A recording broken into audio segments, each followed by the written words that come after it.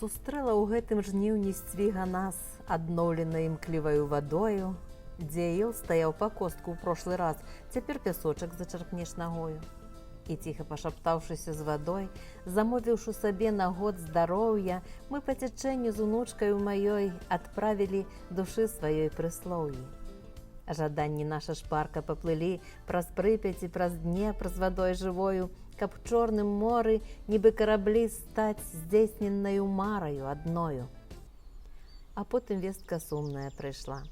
У нядзелю пахавалі чалавека, старэйшы быў між жыхароў сяла, ды 5 гадоў не дацягнуў да веку. Адам Кузьміч вядомы па сялу.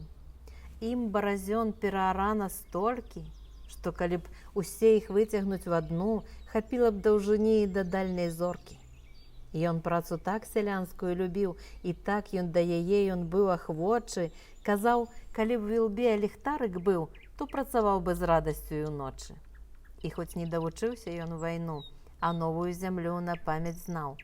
І тронуць мог душэўную струну, бо на гармошцы весела іграў. На сувеніры лапці плёў усім, і да апошніх дзён касіў патроху. Пайшоў ад нас Кузьміч, а разам з ім пайшла ад нас і цэлая эпоха.